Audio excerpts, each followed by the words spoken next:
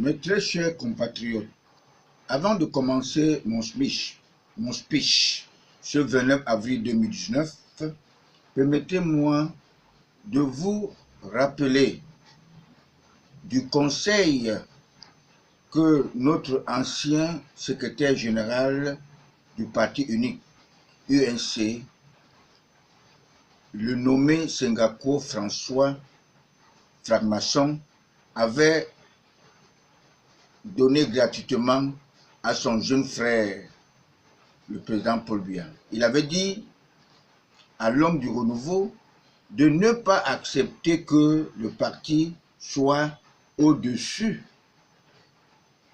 de l'État ou du gouvernement. Nous avons tous constaté que, après le putsch du 6 avril, le parti RDPC s'est hissé au-dessus de l'État, en maître absolu, comme le diable avait conquis la planète Terre en maître absolu. De manière que le chef de l'État a jugé de fermer le robinet de son parti tout récemment, car dans son fief assemblement, le sondage lui donnait 15%. Ses propres frères ont pu modifier à 85% pour le contenter. Voilà la raison de l'arrivée de notre toilettage dans notre parti, le RDPC. Et je peux vous ajouter qu'en ce moment, avec l'arrivée des Israéliens qui arrivent déjà dans notre pays, n'est-ce pas, par l'aval de M. Moussongue Mafani, n'est-ce pas, je crois que ce sont les envahisseurs. Ils ont l'esprit c'est-à-dire, c'est une façon, n'est-ce pas, de faire entrer Donald Trump, alors que Donald Trump avait dit que l'Afrique est une merde. Et le père spirituel, Jacques Chirac, avait dit, le franc-maçon aussi, avait dit que la démocratie est une merde pour les Africains. Alors vraiment, vous croyez que la démocratie est un luxe pour les Africains. Donald Trump a dit que c'était une merde. Alors vous voyez vraiment que c'est un truc terrible. Alors le président Paul Biya, n'est-ce pas, n'est pas Jésus, il doit agir. Jésus lui-même avait détruit, n'est-ce pas, au tabernacle. Il s'est fâché, il a fait ce qu'il a fait. Alors nous voyons déjà que ses propres fils, ses propres membres du gouvernement, n'est-ce pas, sont en train de régler des problèmes contre lui. Il faut qu'il sache. Trop, c'est trop. Alors je crois que quand je vois même certaines cérémonies qui se passent dans des chaînes de télévision, n'est-ce pas, je comprends qu'il y a des patriotes, n'est-ce pas, comme le jeune Owanangine, professeur, n'est-ce pas, professeur de droit, qui explique à ceux qui peuvent l'entendre. Et c'est un conseiller municipal comme Lobet qui essaie de parler et on dit que peut-être il est vendu. Ce qu'il dit est vrai, vous devez comprendre cela, mais ça fait mal à ceux qui sont des anti-Biya. Quand il parle comme ça, ça fait mal.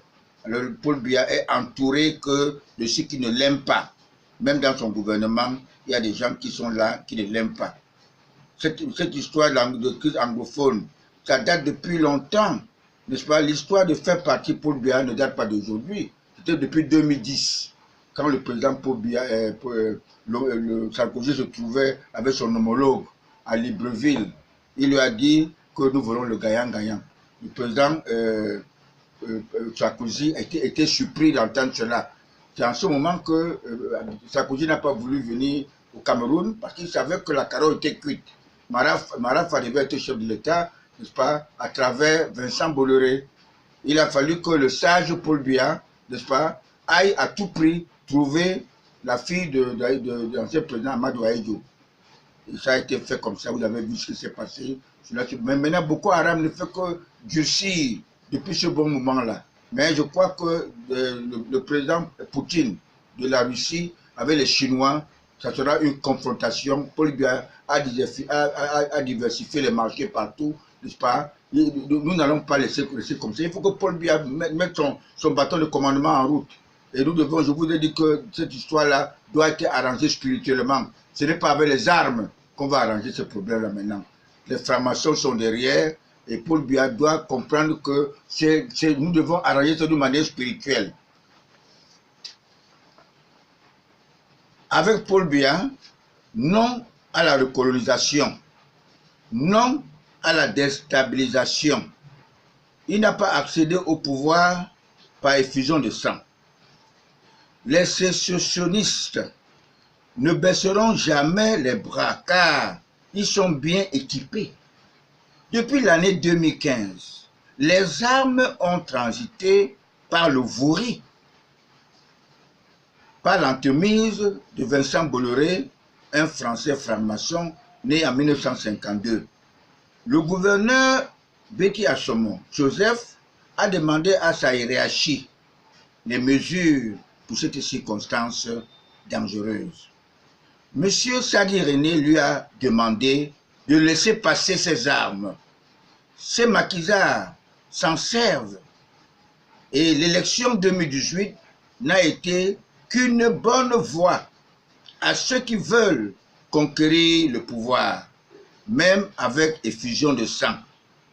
Tous les anciens ministres qui sont en prison sont tous en liaison avec certains griots ministres qui ne font que le jeu et les simagris de Mobutu, une lionne franc-maçon que les Belges lui ont intimé l'ordre de finir avec son père nationaliste, Patrice Lumumba. Vous savez, la franc-maçonnerie est un secte pour mettre l'œil à tous nos responsables africains, à tous les chefs d'État africains. Un nationaliste de sang, ne vous faites pas tromper avec ceux qui disent qu'il faudrait les autodéfenses. Pourquoi faire? Ces autodéfenses se feront trahir, ne seront peut-être que des traîtres. Est-ce qu'ils sont armés? Ils ne sont pas armés. On va les tuer. Ils ne seront que des traîtres. La meilleure façon, c'est vraiment de trouver un moyen, n'est-ce pas, d'arranger ces problèmes-là. N'est-ce pas? Parce que je vous ai dit tantôt que Moïse n'a pas enlevé les Juifs d'Israël, n'est-ce pas, avec les armes. Est-ce qu'ils sont armés? Vous risquerez de tomber dans l'engrenade.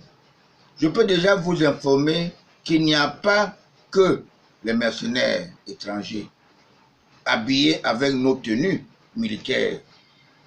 Le vrai sorcier Edgar Alain Mebengo s'était bien arrangé de manière qu'il lui arrivait de dire à certains de ses colonels de faire ce qu'il leur impose de faire, car c'est lui le prochain chef d'État de notre pays.